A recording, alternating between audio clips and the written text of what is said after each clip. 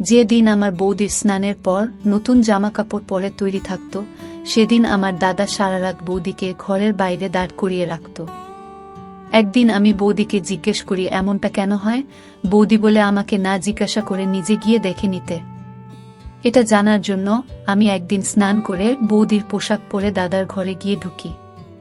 তখনই দাদা আমাকে বৌদি ভেবে যা করল। বন্ধুরা, ভিডিওটি শুরু করার আগে আপনাদের বলতে চাই, যারা এই চ্যানেলটির নতুন দর্শক তারা চ্যানেলটি সাবস্ক্রাইব করে আমাদের সাথে থাকবেন।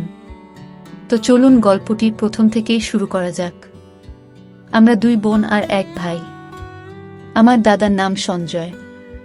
দাদাকে নিয়ে আমার মায়ের খুব গর্ব ছিল, যেমনটা সব মায়েদের থাকে।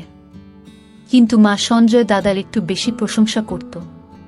মা ওকে যতটা ভালো ভাবত আসলে ততটা ভালো ছিল না। যখন সে রেগে যেত তখন মায়ের সামনে গলা তুলে কথা বলতো। আমাকে পড়াশোনা করতে বারণ করে দিয়েছিল, কিন্তু মা বলে মাধ্যমিকের পর আমি বাড়িতে বসে থাকলে লোকে অনেক কথা বলবে। গ্রামের লোকেরা দাদাকে সম্মান করত আর ভয় পেত। একবার কিছু গ্রামের ছেলে একটা মেয়ের সঙ্গে অসভ্যতা করেছিল। তখন দাদা সেই ছেলেগুলোকে খুব মেরেছিল। তারপর থেকে দাদা গ্রামে একজন সম্মানীয় ব্যক্তি হয়ে উঠেছিল। কিন্তু আস্তে আস্তে দাদা রোজ বাড়িতে তার কিছু বদঅভ্যাস তৈরি করে। সে সিগারেট খেতে শুরু করে আর মদ খেয়ে দেরি করে বাড়ি ফেরে। এছাড়াও দাদা আর কি কি খারাপ কাজ করত তা আমরা জানতাম না। তখন মায়ের মনে হলো দাদাকে বিয়ে দিলে দাদা সূত্রে যাবে, বাড়িতে একটা বউ আসবে, আর সে তাকে আর এসব কাজ করতে দেবে না।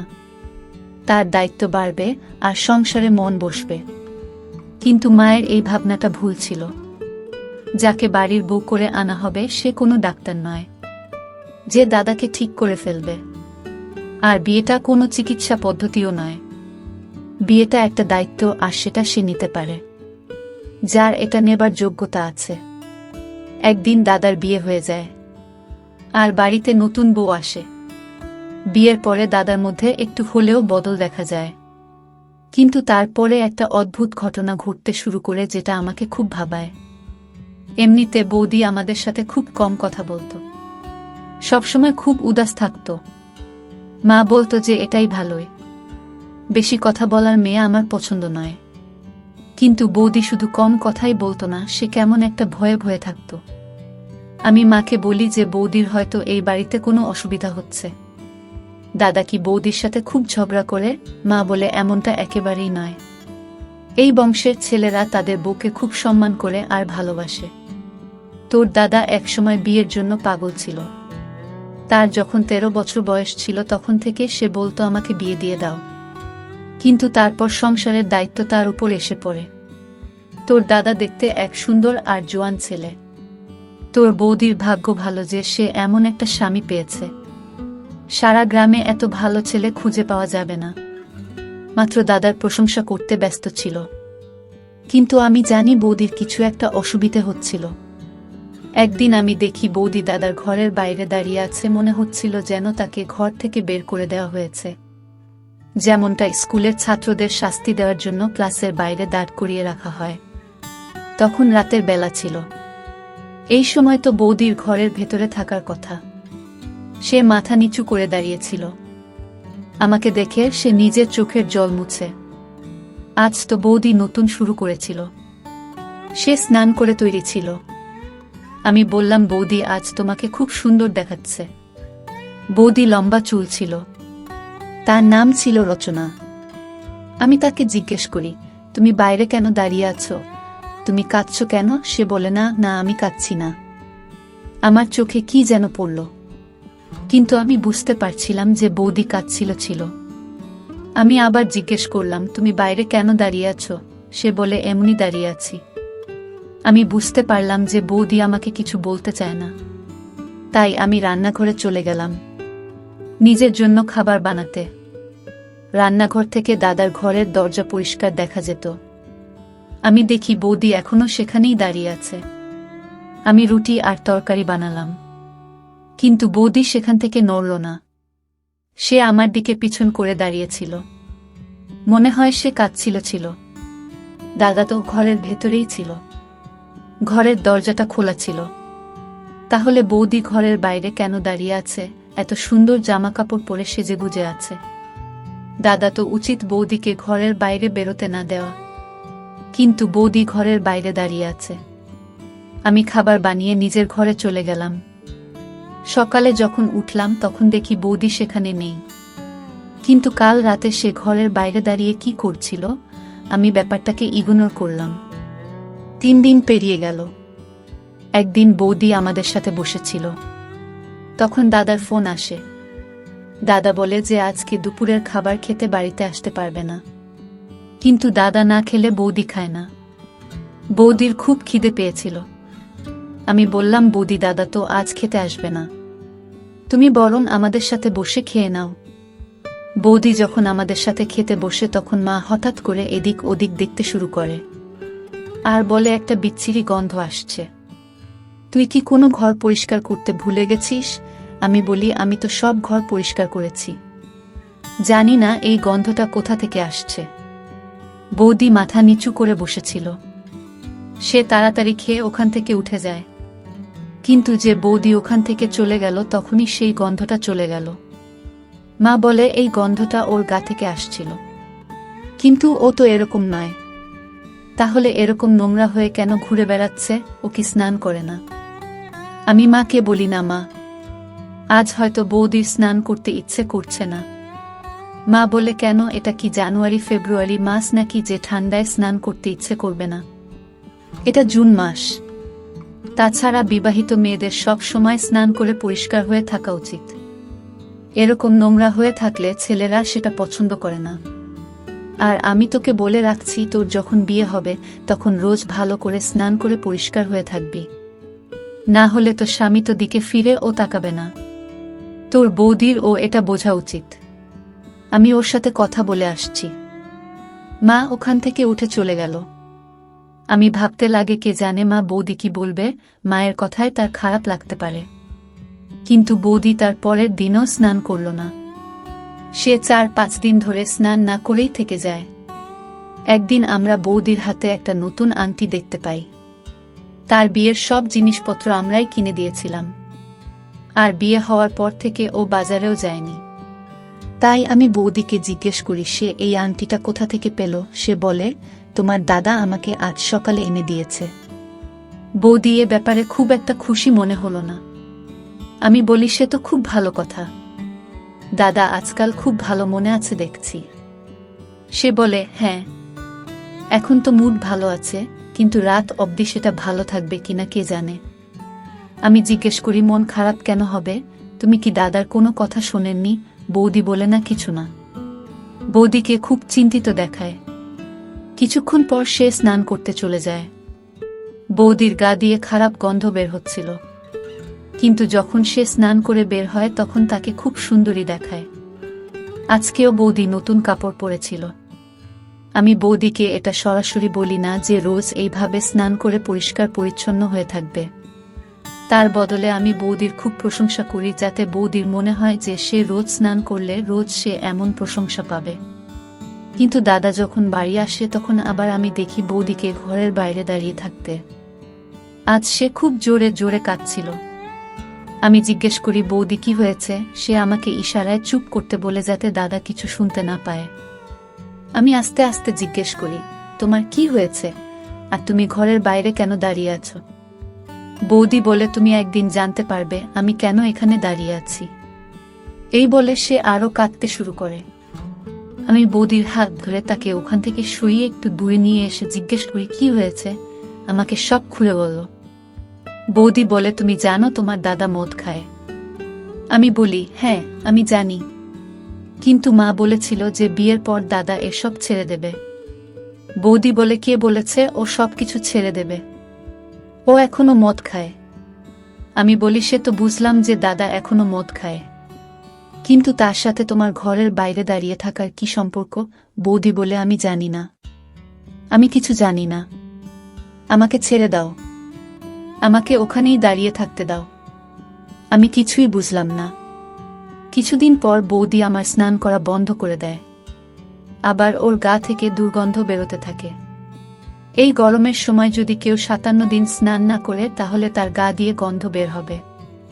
বৌদি যখন মায়ের কাছে এসে বসত তখন নাক চাপা দিত। আমি মাকে ইশারা করলাম কিছু না বলতে, কিন্তু মা বলতে থাকে ওর স্নান করতে অসুবিধা হয়। আমি বুঝতে পারি না ওর মা কি ওকে কিছু শিখে পাঠায়নি, কিন্তু বৌদিকে খুবই চিন্তিত উদাস তার লজ্জিত দেখাচ্ছিল। বৌদি যেদিন স্নান করত সেদিন দেখতাম তাকে ঘরের বাইরে দাঁড়িয়ে থাকতে, আর যেদিন সে স্নান করত না সেদিন দেখতাম দাদার মুখ খুব ভালো থাকত। সে বৌদির জন্য গিফট নিয়ে আসত, মাঝে মাঝে তার জন্য বিরিয়ানি ও আনত, কারণ বাড়িতে ডাল রান্না হতো, আর বৌদি বলতো তার ডাল খেতে ভালো লাগে না। বৌদির এত আবদার দাদা মেনে নিত, কিন্তু এমনটা কেন হতো যে যেদিনই বৌদি স্নান করে নতুন জামা পরে থাকত সেদিন দাদা তাকে ঘর থেকে বের করে দিত। এসবের মানে কি? মা তো বলতো যে ছেলেদের পরিষ্কার পরিচ্ছন্ন মেয়ে ভালো লাগে, যার গা দিয়ে ভালো গন্ধ আসে, যে ভালো করে চুল বাঁধে। বৌদি যেদিন নতুন জামা পরে সেদিন তাকে খুব ভালো আর সুন্দরী দেখায়। বৌদি আসলে খুব সুন্দর দেখতে, তার গায়ে রং খুব ফর্সা, তাকে সব রঙের জামা পরলে ভালো লাগে। কিন্তু এমনটা কেন যে যেদিন বৌদিকে বেশি সুন্দর দেখায় সেদিন দাদা বৌদির সাথে ঝগড়া করে, তাকে ঘর থেকে বের করে দেয়। আর যেদিন বৌদির গা দিয়ে খারাপ গন্ধ বেরোয় সেদিন দাদা তার সব বায়না মেনে নেয়, তার জন্য গিফট নিয়ে আসে। এবার আমাকে কিছু একটা করতেই হবে।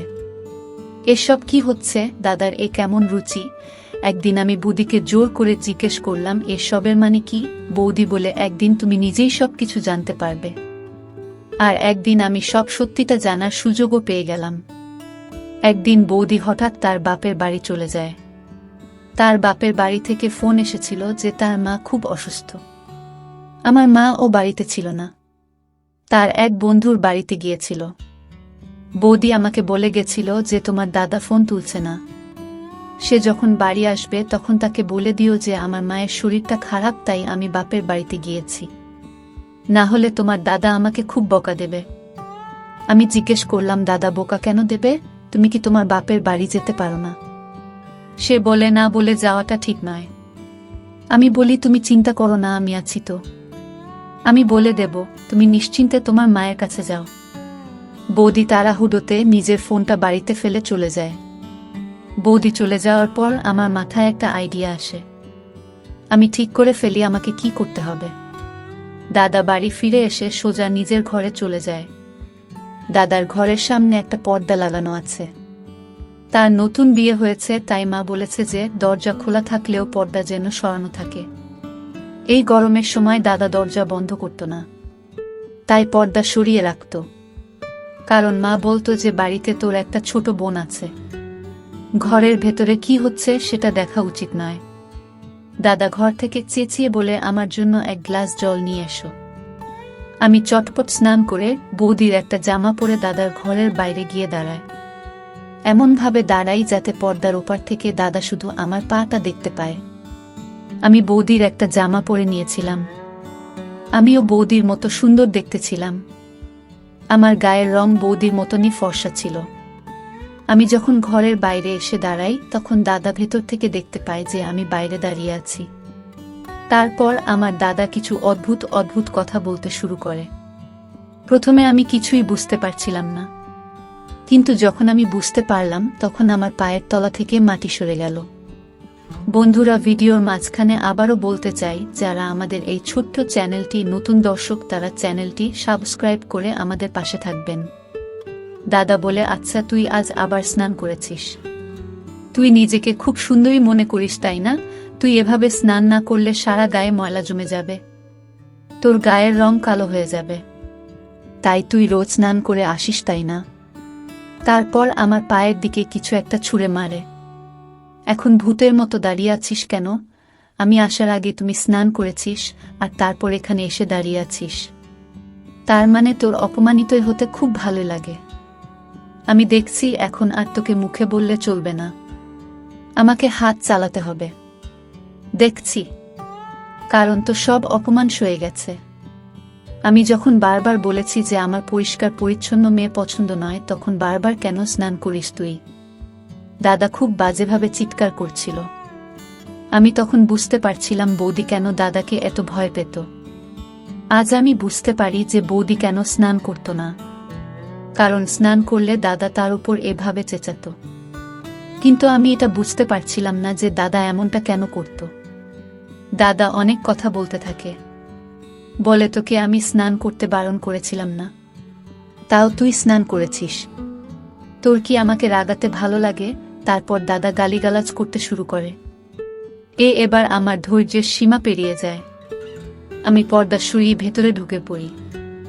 দাদা আমাকে দেখে চমকে যায়, আর আমিও দাদাকে দেখে অবাক হয়ে যাই, কারণ দাদা বিছানায় বসে কি যেন খাচ্ছিল, সেই খাবার থেকে একটা খারাপ গন্ধ আসছিল।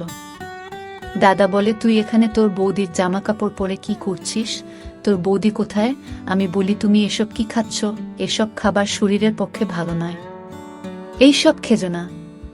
তখন দাদা মাথা নিচু করে বলে, এর মানে তুই সব কথা শুনে ফেলেছিস? আমি বলি, হ্যাঁ, আমি সব কথা শুনে ফেলেছি। এবার তুমি আমাকে বলো এসবের মানে কি? তুমি বৌদির সাথে এরকম ব্যবহার কেন করো? তুমি এত ভালো একটা বউ পেয়েছ আর তার সাথে এরকম ব্যবহার করছো, আর তুমি এখানে বসে এসব আজে বাজে খাবার কেন খাচ্ছ? বাড়িতে তো অনেক ভালো খাবার রান্না হয়েছে। বৌদি তার বাপের বাড়িতে গেছে, তার মায়ের খুব শরীর খারাপ, সে আমাকে বলে গেছে তোমাকে জানিয়ে দিতে। কিন্তু এতদিনে বাড়িতে যা যা হচ্ছিল তা আমায় খুব চিন্তায় ফেলে দিয়েছিল। তাই আমি জানতে চেয়েছিলাম যে তুমি বৌদির উপর কেন রেগে যেতে। তারপর দাদা আমাকে সব কথা বলে। আমি শুনে অবাক হয়ে যাই। সে বলে, অনেক বছর আগেকার কথা, তখন আমরা খুব গরিব ছিলাম। তোর বয়স তখন 2.5 বছর, তাই তো সেই সব দিনের কথা হয়তো মনে নেই। আমরা এত গরিব ছিলাম যে আমরা খেতে পেতাম না, বাড়িতে একটা টাকাও থাকতো না। আমি লোকের বাড়িতে ঝাড়ামোছা করে 11 টাকা করে জমিয়ে 6 টাকার মধ্যে সবজি কিনে আনতাম। তারপর আমরা 3 জন খেতে পেতাম। তারপর আমি অনেক চেষ্টা করেও কোনো কাজ জোগাড় করতে পারলাম না। আমি দেখতে শুনতে তো ভালো ছিলাম, কিন্তু আমি কোনো কাজ জানতাম না। আমি লেখাপড়া করিনি। আমি বুঝতে পারছিলাম না আমি কি করব। তারপর বাবাও এই পৃথিবী ছেড়ে চলে যায়। তখন আমি একটা পণ্ডিতের সাথে দেখা করি। সে আমাকে বলে যে একটা উপায় আছে যেটা করলে আমার কোনোদিন টাকা পয়সার অভাব হবে না। সে আমাকে বলে, তোকে স্নান করা ছেড়ে দিতে হবে, সব সময় নোংরা হয়ে থাকতে হবে, খারাপ খাবার খেতে হবে, কোনো ভালো কাজ করা চলবে না। যখন তোর বিয়ে হবে তখন তোর বউকে বলবি সে যেন নোংরা হয়ে থাকে। সে যদি স্নান করে তাহলে তো সব টাকা পয়সা শেষ হয়ে যাবে। সে আমাকে আরও কিছু জিনিস করতে বলেছিল। সে সব করার পর আমি দেখি সত্যিই আমার কাছে অনেক টাকা আসে। আজ এই সংসার সেই টাকায় চলে। তুই বল, আজ অবধি এমন কি কখনো হয়েছে যে তুই কিছু খেয়েছিস আর আমি সেটা তোকে কিনে দিতে পারিনি? আমি কি কখনো বলেছি যে আমার কাছে টাকা নেই, তাই আমি এটা মানতে পারবো না? এই জন্য আমি বিয়ে করতে চাইনি, কারণ আমি জানতাম আমার বউ আমার কথা মেনে চলবে না, কিন্তু মা জোর করে আমার বিয়ে দিয়ে দেয়। তাই আমি তোর বৌদিকে বলি যে সে যেন স্নান না করে। 56 দিন সে আমার কথা মেনে চলে, কিন্তু তারপর তার মাথায় ভূত চাপে। সে বলে আমি পুজো না করে থাকতে পারবো না। তাই পুজো করার জন্য সে স্নান করে ফেলে। তাই যেদিনই ও স্নান করে পরিষ্কার হয়ে আমার কাছে আসে, আমি তখন খুব রাগ করি। আমাদের মধ্যে ঝগড়া হয়, আর আমি তাকে ঘর থেকে বের করে দিই। কারণ ও যদি পরিষ্কার হয়ে থাকতে শুরু করে তাহলে আমার সব টাকা ফুরিয়ে যাবে। আমি দাদাকে বলি, তুমি আজকালকার দিনে এসব অন্ধ কথা বিশ্বাস করো? কে বলেছে তোমাকে এসব কথা? তোমার কাছে টাকা আসে কারণ তুমি কাজ করো, তুমি পরিশ্রম করে টাকা রোজগার করো। উপরে ভগবান আছে, তিনি কাউকে অভুক্ত রাখেন না। যে খাতে ভগবান তাকে সাহায্য করে। তুমি যেটা করছো সেটা ঠিক নয়, এর ফল তোমায় ভোগ করতে হবে। তোমার কাছে যা আছে সেটাও আর থাকবে না। তুমি এসব করা বন্ধ করো, আর এইসব খাবার খেতে হবে না। আমি খাবারটা তুলে ডাস্টবিনে ফেলে দিই। তারপর দাদাকে অনেক বোঝাই। দাদা বলে, আবার যদি আমাদের সেই দারিদ্র অবস্থা ফিরে আসে তাহলে তোকে আর তোর বৌদিকে দেখবে। তোর বৌদি মা হতে চলেছে, আজ সকালে সে আমাকে খবরটা দেয়। আমি দাদাকে বলি যে কিছু হবে না, ভগবান আমাদের পাশে আছে। দাদা বলে, তোর পড়াশোনা অনেক খরচ, তারপর তোর বিয়ের খরচা আছে। আমি দাদাকে বলি, তুমি ভগবানের উপর ভরসা রাখো আর এসব করা বন্ধ করো, ভগবানের কাছে ক্ষমা চেয়ে নাও। দাদাকে আমি আমার দিদি, আমি তার একমাত্র বোন ছিলাম। সে আমাকে খুব ভালোবাসতো। দাদা আমার কথা মেনে নেয়। সে স্নান করে পরিষ্কার হয়ে আসে। বৌদি ফিরে এসে দাদাকে দেখে অবাক হয়ে যায়। বৌদি নিজের ঘরে পা রাখার আগে আমার দিকে তাকায়। আমি মাথা নেড়ে বলি, এবার সব কিছু ঠিক হয়ে যাবে। দাদা ওই সব কাজ করা ছেড়ে দিয়েছে। বৌদি খুব খুশি হয়, আমাদের বাড়ির পরিবেশটাও খুব ভালো হয়ে ওঠে। একদিন আমরা খবর পাই যার সাথে পার্টনারশিপ করে দাদা গাড়ির ব্যবসা করত, সে অন্য শহরে চলে যাচ্ছে। সে একটা ভালো চাকরি পেয়েছে আর সে চায় এবার থেকে পুরো ব্যবসাটা দাদা একা সামলান। দাদা এই ব্যবসার একমাত্র মালিক হয়ে ওঠে। সেই লোকটার কাছে এমনিতেই অনেক টাকা পয়সা ছিল, তাই এই ব্যবসা সে পুরোপুরিভাবে দাদার হাতে ছেড়ে দেয়। এর কোনো প্রফিটে সে রোষে নেবে না বলে দেয়। তার মানে এবার থেকে এই ব্যবসায় পুরো প্রফিটটাই আমাদের।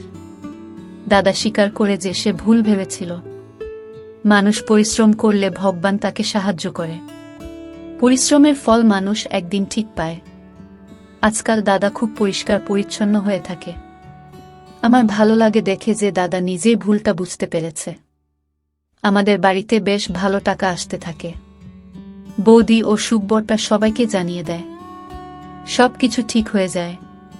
কিন্তু আমি এখনো ভাবি যে কি দাদাকে এসব ভুল বুঝিয়েছিল। যে দাদাকে এসব কথা বলেছিল সে মোটেই ভালো মানুষ নয়। বিপদে পড়লে মানুষ এসব ভুল পরামর্শ মেনে নেয়, কিন্তু তাতে কোনো লাভ হয় না। দাদার কাছে যে টাকা আসছিল সেটা তার পরিশ্রমের ফল ছিল। আজকাল দাদা বলে যে আমি ঠিক সময় তার চোখ খুলে দিয়েছে। ভগবানের কৃপায় এখন আমাদের বাড়ির অবস্থা খুব ভালো। কিন্তু আপনাদেরকে বলে রাখি যে কখনো নিজের উপর থেকে আস্থা হারিয়ে ফেলবেন না, কারণ ভগবান ছাড়া কেউ আপনাকে কিছু দিতে পারবে না। প্রিয় বন্ধুরা, গল্পটি কেমন লেগেছে তা অবশ্যই কমেন্ট করে জানাবেন।